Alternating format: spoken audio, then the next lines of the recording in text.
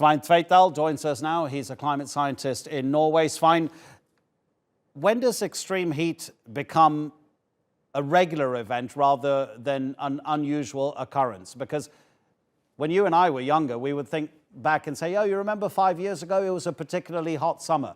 When does it become an everyday occurrence and shows that the climate and the global heating is becoming ever more dangerous? Well, it is definitively getting very dangerous now. A quick status report is as follows. The global warming has now been 1.1 degree since the start of the Industrial Revolution.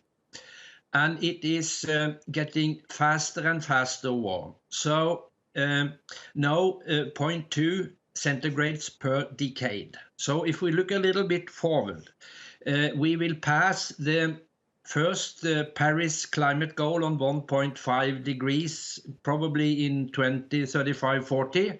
And maybe a little bit after the middle of the century, we will pass the 2 degrees goal. And if we don't do anything extremely fast, we might see 3.5 to 4 degrees by the end of the century. And that is not a climate crisis, as was mentioned here. That is a climate catastrophe. So, yes, we will see more and more records being broken. It will be warmer and warmer, and it will be more and more difficult to stop this if we don't act very fast. How far do you think we are from particular places on Earth becoming so hot that they're uninhabitable, that people will have to migrate to other countries?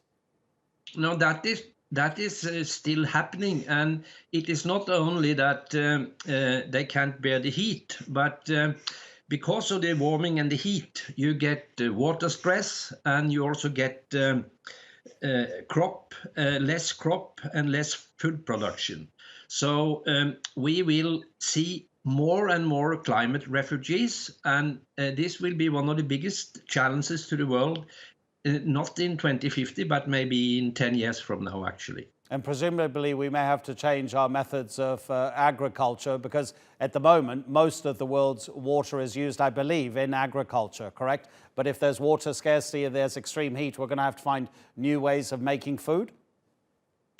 Well, of course, people are trying this all the time, but it goes so fast that this is a very big challenge. And let me just mention one part of the world, because if you take sub-Saharan Africa, today in Africa we have a little bit more than 1 billion people, but according to UN projections, it might pass 3.5 billion by the end of the century.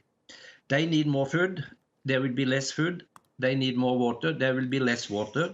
So this is really a hotspot when it comes to migration in the future. We will see more and more people that would desperately try to get out of these areas. And when a conflict is building up, you can choose two ways of solving it. You can cooperate or you can fight. As it looks now, maybe fighting is more realistic than cooperation, but we cannot build fences that are high enough if we don't help them where they are today. And the most important thing, of course, to do is to put much more money into stopping emissions and climate change. And we are probably now spoiling a lot of billions and billions and billions, because we could do much more in this direction with the effort the world is doing now to fight the coronavirus. Svein, thank you for talking to us. Svein Tveitdal in Norway.